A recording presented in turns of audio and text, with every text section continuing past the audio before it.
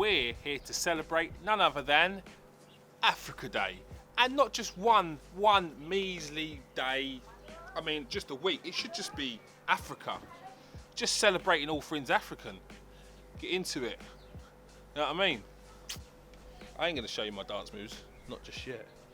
But anyway, we're going to start it off with a great interview about Ghanaian football. Now, let's celebrate all things African this week as we delve into African football on the domestic and international level, and it starts today with Linus Siaw Nartey. Enjoy. Thomas Partey is on the mind of most of Europeans clubs with his minimum release clause that's been set by Atletico Madrid. Even reporters going as far as to get quotes of his dad. How big a part do you think his dad would play in a transfer to any of the clubs that have been touted that he goes to? Well, thank you very much for this question. Thomas Partey is one of the biggest players in Africa right now. I mean, if you look at the way he broke into the Black Stars team, that is the national team of Ghana, it's quite incredible. He's one of those players who didn't go through any youth transition. He didn't play for the 70, he didn't play for the 20, he didn't play for the 23. Straight away to the national team. So it tells you the caliber of player he is. Yeah. And he spent over 3-4 seasons with Atletico Madrid right now. And he has been one of those players that has really improved. I mean, he went on loan, he came back. He has now stabilized himself as one of the pivots in Diego Simeone's side. It tells you the quality that he brings on board. He's one versatile player too that we've seen over the years. He can play solely behind the striker. He can play also as an attacking midfielder.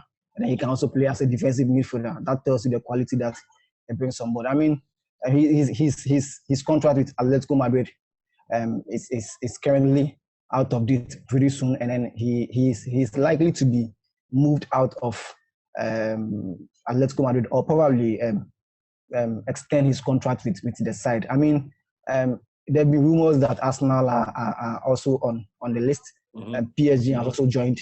Bayern Munich as well, and then Manchester United. I mean, these are all great clubs in terms of European terrain, and it will be a very great choice for him to choose any of these clubs. But trust me, it has always been the dream of every player to play in the EPL. So probably I think a move to the EPL wouldn't be bad. I mean, a few days ago, his dad came out to release a statement stating that the agents of Thomas Partey are negotiation deals with Arsenal, and it's quite very certain that he might move to Arsenal. The deal was one way or the other, I would say 50% complete, but then his father doesn't have so much to say about his transfer deals. I mean, he's a player who is under an agency, so the agent or the agency demands or determines where his future lies right now. But trust me, I'm very close to one of two sources who told me clearly that he's still committed to Atletico Madrid. I mean, his wages now has been increased to somewhere around 130,000 euros a week. That is, his previous salary was 65,000 euros a week. Mm-hmm. And then now that clubs are already banging on his doors. Atletico Madrid has increased his wages right now. But I think that it won't be any bad choice. I mean, if you look at he coming to the EPL, I mean, Arsenal are not competitive in the Champions League. United the same as well. So one way or the other, he might prefer to be in a side that he's always very certain that at the end of the season, even if I don't win any major trophy, I'm very certain of making it in the Champions League. And so that is why there have been so much rumors about that. I mean, this season alone, we saw the impact that he made for Atletico Madrid. Mm-hmm. Atletico Madrid getting that vital win against Liverpool at the Anfield. He has been one of those pivots in that team, and then we saw his contribution to the team. So for me, I think that as a Ghanaian and as a very good friend to Thomas Partey, I would prefer that he moves. I mean, there are some coaches in Ghana here that have urged him to move from Atletico Madrid, in as much as he being one of their key players. I mean, some people also believe that he has served the team for a very long time. So it is very appropriate for him to move to the next level. He should move to a club that it's much more bigger than Atletico Madrid in terms of achieving success. So that is what most people are saying. And then it's very likely that either Manchester United or Arsenal. But then there's been rumor that Bayern Munich are also weighing up a huge sums of money for him. Probably it might be a replacement for Javi Martinez. Yeah. And so that is what they are also looking at right now. Probably if Javi Martinez is not given any more contract extension, then it might mean that Thomas Partey might be moving to the Bundesliga, which is quite dicey though. But I've not really seen him show so much interest in the Bundesliga. It probably has to do with the Spanish league or it's the a big EPL. culture change. Sure. So the latest report saying that he's rubbished a deal that came in from Atletico Madrid won't particularly be true. It could just be paper talk at the moment. Yes. It might be true. It might not be true as well. I mean, if you look at the way he has served Atletico Madrid for a very long time, I mean, some people might say that he should stay for some time. Probably he might be able to win something. I mean, he has won the Europa League with them, which is quite incredible. He has been in the UEFA Champions League finals with them as well, which is quite a remarkable mark for him as a Ghanaian player. So if you look at the aspect where the likes of Griezmann even left Atletico Madrid, Yannick Carrasco also left Atletico Madrid. I mean, these were players that when they got to their peak, that was when they left Atletico Madrid.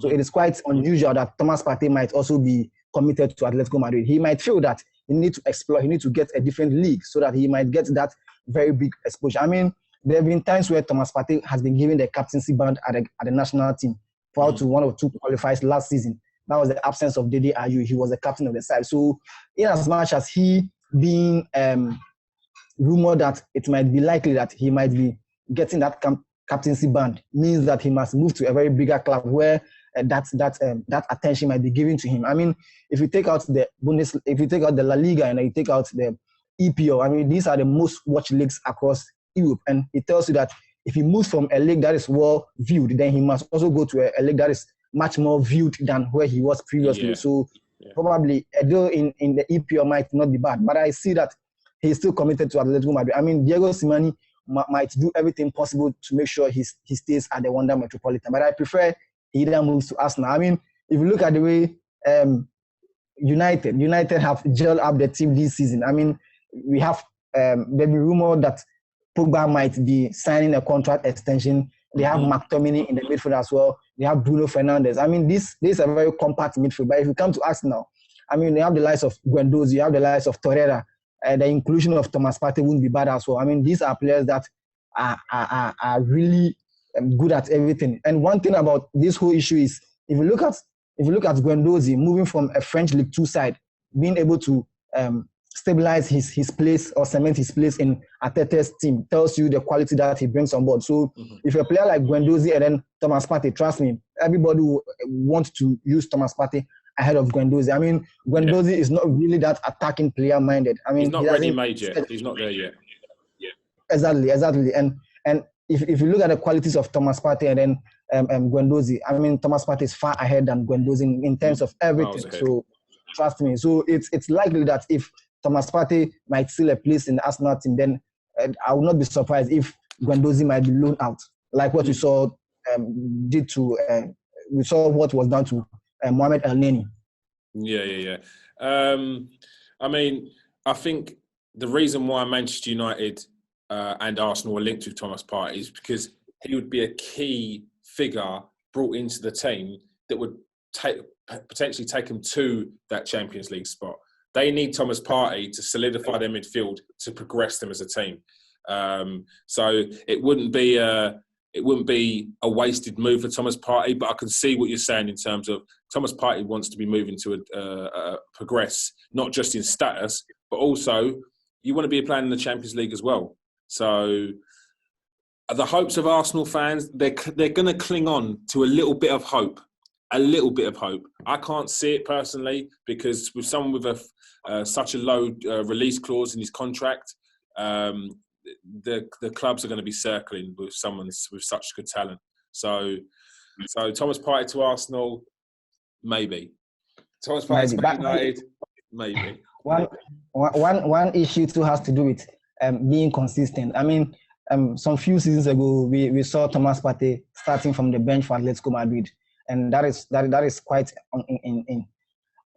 weird, though. If you look at the way he has been very consistent for the team, but he's one player that doesn't give up. I mean, he knew what was in him, and then he knew the qualities that he could always bring on board, and that is why Diego Simeone has always wanted to maintain him, even though if he doesn't get that enough playing time whenever his contract is due, Simeone makes sure he extends the contract for him. So now Patrey is looking at where he's going to get that consistent play, where he's going to command a regular playing time in any of the clubs that are waiting to sign him. And it's not really very clear for Atletico Madrid. I mean, it's only last season and then last 2 seasons and then last season and then probably this season as well, where we've seen so much of Thomas Partey making an impact in the sense that Diego Simeone always gives him that starting edge over some of the key players in midfield. And whenever you give him that opportunity, he makes sure he gets the job done for you. And I won't be surprised. So probably he might want to get that commanding lineup in any of these clubs that are waiting to sign him. If you look at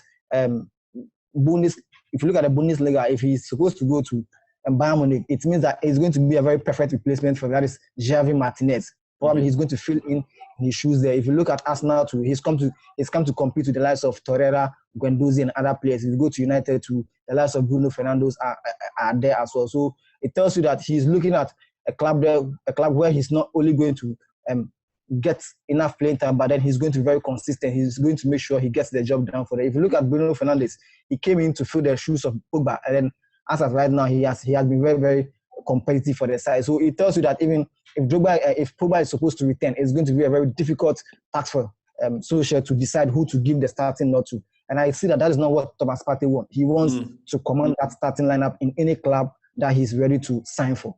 That's interesting. So it could a big part could play is if he feels that he's competition in front of him. Look, we all want competition, but if we feel the competition is going to be too tight, then maybe it might put him off a little bit. Sure. Yeah. Sure. We see a lot of African players coming over to Europe at an early age, usually coming through the youth ranks. How has the progression in African football with the youth development been put in place so that they could potentially come at a later date, meaning that bigger transfer fees would be paid to the original clubs? Yeah, thank you very much for this question. I mean, over the years, if you look at the percentage at which these youth players are being transferred to Europe, I mean, if you take out Nigeria, if you take out Ivory Coast, if you take out, these two, and then Ghana comes third.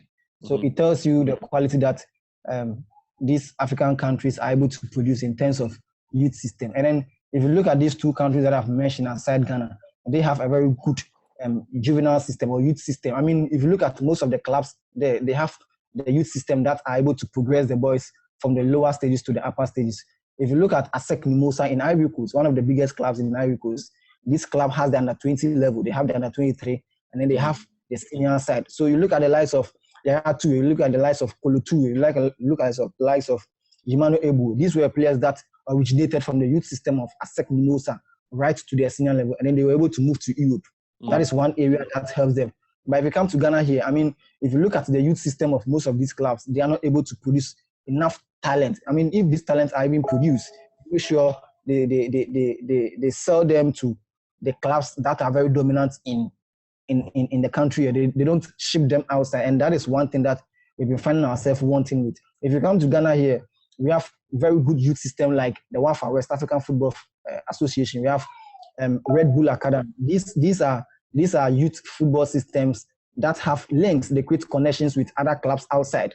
So if you look at WAFA has a very good link with an Austrian team, Austrian teams, and then other clubs as well. So it tells you that when these young boys are getting to the top or the peak, these agents come down here, they sign good deals with them, and then probably some of them even send their videos and then good shots of them or their games that they've played, and then they send their video outside. So you realize that agents come into the country and then they move straight to WAFA, they move straight to academies because they believe that is where these talents are being nurtured. That is where these talents can make it up to the top. But you see, in general, African players being transferred to Europe comes with a whole lot of issues. I mean, I was discussing with a friend some time ago. Let me pick it from this point.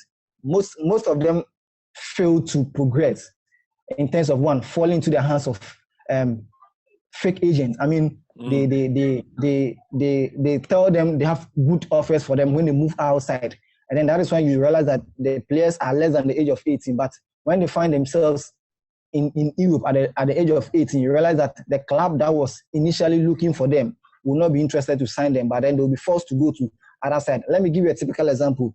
That is Yao Yeboah. Yao Yeboah is a Ghanaian footballer who plays for Celta Vigo B in the Spanish Segunda. He is the current skipper of the Ghana Under-23 side. He played for Wafa. Now, when the time came for him to move, he was approached by Manchester City.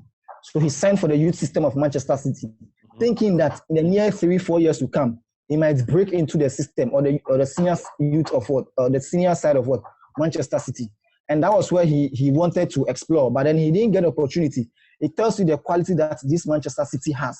Even most of these academy players, most of them are not even allowed to even just get the opportunity to penetrate into the youth system. So therefore, they are forced to go on loan in FC20 and others Portuguese side. You get me? So that has been another one issue, falling into the hands of fake agents. And then sometimes too, the weather conditions also plays a very major factor as well. I mean, you realize that most of these deals come during the time of somewhere around winter. That is where the cold is too much. I mean, so you realize that most African players, when they move to the Eastern Europe countries, that is the Russia, the Ukraine, the Slovenia, the Slovakia, Croatia, they find difficult, very good. They find very difficult to adapt to the system. And then it has been one problem for most of these players that are being exported from Africa here. So the weather also plays a very major role. Now there have been situations where players do reject offers to that side, not because the deals are not good, but then they realize that they might not go and fall into a very favorable weather for them where they might not be able to play enough. So you realize that most of these Eastern European countries, when they bring you on board and then you fail to explore, you fail to live up to expectation, they have no other choice than to make sure they terminate your contract. Not like other European countries where you'll be forced to go on loan, but these clubs will not hesitate than to just terminate your contract. It has happened to most of Ghanaian players who even moved to the Northern Africa, that is the Egypt, that is the Morocco, the Tunisia. I mean, these are countries that have cold weather. So realize that most of them go there for the next 6 months and then they come back to Ghana, explaining a whole lot of issues that the weather there is not favorable, the language barrier is also another problem. I mean, that has been some of the problems that most of these youth play. And then, like I said earlier on, language barrier too is another problem as well. I mean, most of these players find it very difficult. You can't compare a francophone player to an anglophone player. I mean, a player who can speak French will be very easy to adapt in Europe compared to a player who speaks only English. I mean, when you're able to speak French, I mean, you're able to play in Belgium because they speak more of French than English. When you come to England, it is only in England that you realize that they speak more of English. But if you look at other countries like Portugal, they speak French more there. If you look at countries like Germany, they speak more of French. If you look at countries like even Spain, they speak more of French than the English. So you realize that most of these players from these francophone countries in Africa here, their youth players find it very difficult, find it very easy to rather adapt or to rather stay in European countries compared to the Ghanaian players or the West African players or the players who come from the Anglophone countries, that is countries that speak only English. So you realize that players from Cameroon, players from Burkina Faso, when they get the opportunity, they move straight to France because they have that connection, they have that link with the French-speaking country. So it is very easy for them to adapt. But I realize that players from the Anglophone countries always prefer other European countries where they normally even play at their lower divisions before they even get the opportunity to play in their senior side. That has been another problem as well. So you talk about falling into the hands of fake agents. You look at language barrier. You look at weather conditions, and then you look at the link that we have. I mean, if you look at what Ivory Coast, if you look at what Cameroon, if you look at what Senegal are doing, these are francophone countries. They speak French, so you realize that they have good agents coming down from France to come and pick these youth prospects out because these players are able to speak English. But one problem that the Anglophone countries has failed to do is we have not created that link. We have not created that connection with English-speaking countries like the UK. So you realize that it's very difficult for a player from Ghana, for a player from Nigeria to move to UK. Why? Because we have not created that link with agents working in UK compared to what the Anglophone countries do with agents working in France. So that has been another problem. So in general, I mean, you can look at issues surrounding this whole African youth players find it very difficult to adapt in Europe. It boils down to language barrier. It boils down to falling into the hands of fake agents. It boils down to we not being able to create good connections with other countries as well. And then the weather conditions and the language barrier as well. I mean, these are certain issues that I can see that has hindered the progress of African youth talent who move outside. And then most of them also, I wouldn't say all of them, but I also say that most of them also have that mindset of making huge sums of money so quickly. And that has been another problem. I mean, if you look at 2009, when Ghana won the Under-20 Youth World Cup in Egypt, I mean, we had the best team ever. And then you had the likes of Dede Ayew, you have the likes of Dominic Edia, you have the likes of Ransford Osei, you have the likes of Rabi Mohammed, you have the likes of Ajiman Bedu, who plays for Hellas Verona in the Italian league. I mean, if you look at all this crop of players, the only player who has been able to find his rhythm in the national team right now is Dede Ayew, and he's the current skipper of the side, which even tells you that he plays for a championship side known as Swansea City. You understand? But if you look at that same under-20 squad that competed in Egypt, Germany, and Brazil. Brazil had Douglas Costa, who now plays for Juventus. So it tells you that we the African players or African talents have failed to do something which is right. I mean, right after the tournament, you realize that other clubs came banging on the doors of Dominic Adia, who emerged as a top scorer with 9 goals, and he won the Golden Boot as well and the best player. He signed for AC Milan, which most people thought that it was a good move for him because AC Milan is a very good club that has dominated in Europe for a very long time. But you ask yourself that, are you going to break into that team? They had the likes of Alexander Pato, they had the likes of Andrei Shevchenko. They had good players there. So are you going to be able to break into the team? Now, when he signed for AC Milan, he didn't even kick a match for AC Milan. He was loaned out. Now, until now, he has not really found a very good club to play. He currently plays, I think, somewhere in Indonesia or Malaysia, which is quite incredible. If you look at what the talent that we had, I mean, if most of these players had relaxed to look for better deals or look for good agents who will land them good deals, I don't think they'll find themselves wanting at this age. So that has been another problem for me. If you look at 2015 at the Under-20 World Cup in New Zealand, Ghana was there. Ghana had the likes of Clifford Abuaji. Ghana had the likes of Moses Oje, and then a certain France had the likes of Kondogbia. They had the likes of Paul Pogba. Where is Paul Pogba now? Paul Pogba plays for Manchester United.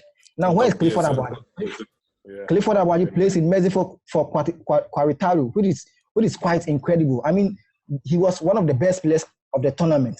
And so if we are not able to get good offers or these players, these youth prospects don't fall into the hands of good agents, they find themselves wanting or loitering around in Europe. And then now our best player in that under-20 side in 2015 plays in Mexico. And then the best player for France by then in 2015 plays for Manchester United. That tells you it's a very big gap. Yeah. So where were these players? Were these players playing in Ghana when they were in the World Cup in 2009 when they got to when they won it? Yes, in 2009, I can say that almost 90% of the players were playing for the likes of Ashanti Gold, Brecun Chelsea, Heart of Lions, and Liberty Professionals. But these are big name teams. Even over here, I know Heart of Gold. I know the Heart of Oak, Ashanti Gold.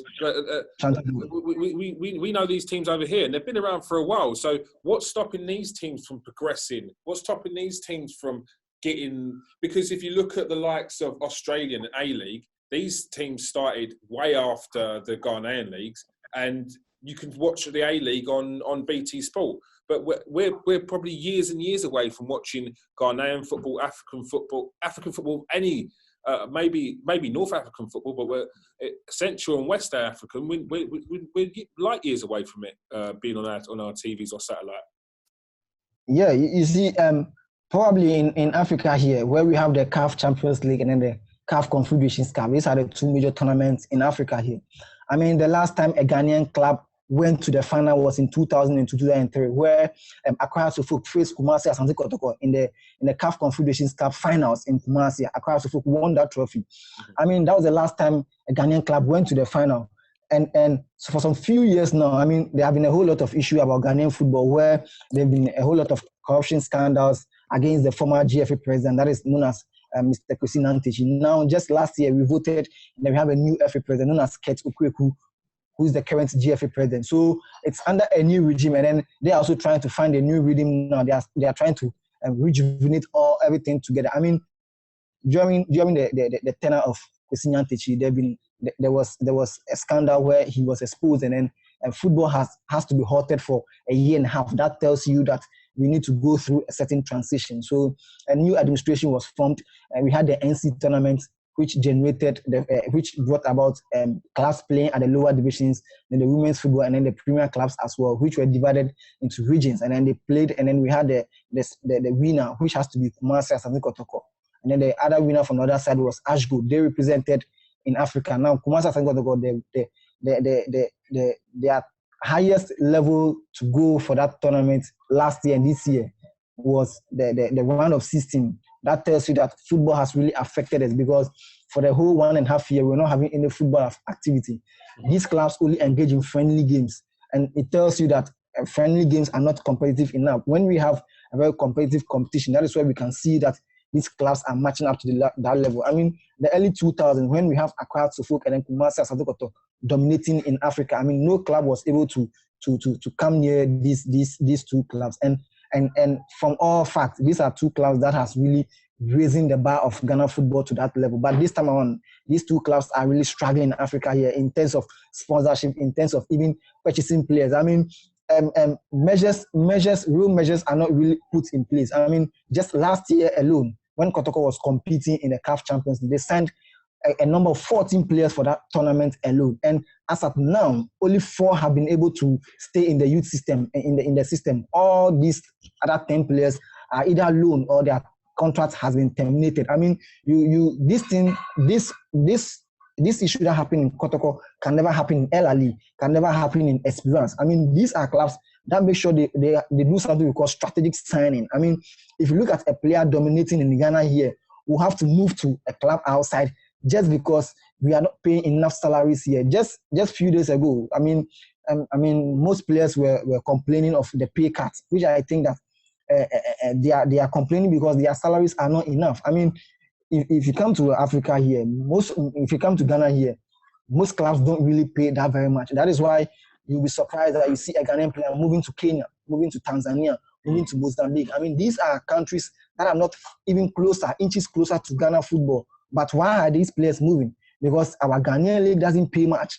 I mean, we produce good talent, but when they move out there, they get huge sums of money compared to what they achieve here. So you realize that a player might move from Ghana to a country like even Togo or maybe Benin. Why? Because these clubs that are found there, they pay much more than what they were receiving in Ghana here. So they have no other choice than to move to this country. Because Ghana, as a football team, is light years ahead. Like you wouldn't even question Ghana in African football, in world football, is a name. You don't get to the quarterfinals of the World Cup, but the progression since the quarterfinals of the World Cup there's been no progression from what I see. What do you see they need to do to basically start from scratch and reinvest in a youth development? And then maybe the sums of money you may get from the players once they come through the youth ranks, it gets reinvested into the team again. So then in 10 years' time, you're able to you've got a steady flow, and you'll be able to pay your players more, and the leagues will get better because the standards are getting better. Exactly. One issue that has always been a problem in Ghana here has to do with player salary. I mean, these players don't earn much. So you realize that once they play a season, 2 or 3, then they try to move outside because they feel that once they play here for a very long time, I mean, they have families to take care of. They have other relatives. They have other family issues to also take care of. So this little money that they take here wouldn't be enough for them. So they have no other choice than to move to other African countries to be able to make sure they get huge sums of money compared to what they get here. Now, if you go to South Africa, if you go to Egypt, if you go to Morocco, Tunisia, you hardly see players moving out of their domestic league outside. It's not even possible because they have issued a pay structure where players earn huge sums of money at the end of the season. So you realize that a player from Esperance de Tunis or a player from Raja Casablanca in Morocco will not move to Europe, but rather will move to Asia, will move to Saudi Arabia, will move to Kuwait, will move to Qatar, because he's going to earn much more than what he's earning here compared to what he's going to earn in Europe. That is the whole idea about. But in Ghana here, we find it very difficult. I mean, last year during the NC tournament, our best player here moved outside to Sweden, and then he plays in the second tier league in Sweden, which is quite unacceptable, because after the whole tournament, he emerged as the best player. So if a best player is supposed to come from Ghana, then he should be competing at the highest level with top European class. But where did he find himself? He found himself playing in the second tier of the Swedish football, which is quite unacceptable for me. Why? Yeah. Because we're failing to do the right thing in Ghana here. I mean, most of these players feel that I've played enough here. Let me just move. Let me just go outside and then make some huge cash of money or huge sums of money and come back and then feed my parents. I mean, that has always been the ideology of most Ghanaian players. So, I mean, if you go to Kenya, there's no club there that can compete with Ghana in terms of African success. But these clubs in Kenya pay much more than what Ghana is paying. I mean, in Ghana, you take out one or two clubs who pay quite a very marginable salary. The rest, I find it very difficult to even pay salaries at the end of the month, which has always been a problem. So for me, I think one thing that the FA has to do with is to issue a pay structure. If you go to Nigeria, is this pay structure that they do that if you are a player, you should not be paid less than $1,000. That is what Nigerian Football Federation have issued out.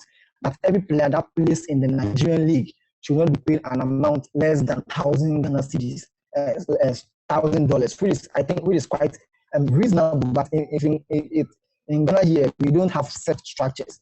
So it tells you that sometimes they sign you or they bring you on board and then they ask you that this is what they are going to pay you. I mean, sometimes most of these players want to play for this big club because of fame, because of getting that opportunity to represent the nation during tournaments, or probably heading the spotlight in Ghana football in terms of domestic football. So you realize that most of them sign for these clubs with little salary, but they are playing for this club because they feel the club is one of the biggest in Ghana here and one of the biggest in Europe. So when you are playing for a club like Accra or Kumasi, there's this possibility that getting access to the national team is very you are very certain of maybe 70 to 80% sure, because they believe that these clubs produce good players or better players compared to the other clubs as well. So that has been a very big problem. We don't have any pay structure that tells you that any player in the Ghana Premier League or any player that plays in the Ghana Premier League should be paid an amount of this. No. So you realize that most of these players complain. That is why when their contracts end, they don't hesitate to extend it. They just try to move outside. Just try to move to neighboring African countries, because these countries there, or these countries in Africa, they pay in dollars. But in Ghana here, most of these clubs pay in cedis. So that tells that there is a very big margin. If I'm supposed to pay in cedis, and then I have a club coming from Kenya who is going to pay me $2,000 a month, I have no choice than to move to Kenya. So that is what most of these Ghanaian players are doing right now, because they feel that in as much as me playing the Ghana Premier League, I can't play for the rest of my life. But trust me, if I go to Kenya and I play a season or two, I'm going to get huge sums of money compared to me playing in Ghana for 2 years or 3 years. As you can see, we had loads to talk about. We spoke about fake agents, we spoke about Thomas Partey, which will interest a lot of Arsenal fans out there, and answer quite a few questions that it's not necessarily the obvious, which is the reason why he might be joining certain teams. So it seems like as long as there's a pathway for Thomas Partey in the Arsenal team, there's a pathway to Arsenal, to Thomas Partey. But we won't dwell on that, because there was plenty more, as you heard. We heard about fake agents. We heard about domesticated football and how they could progress, how they could potentially get African football on pay-per-view TV, on Sky TV, whatever. There's a lot to speak about. And in fact, that interview was actually only meant to be half an hour long. It actually ended up going for an hour and a half. But as you could also hear towards the end, the sound was getting a bit bokeh, so I had to cut it.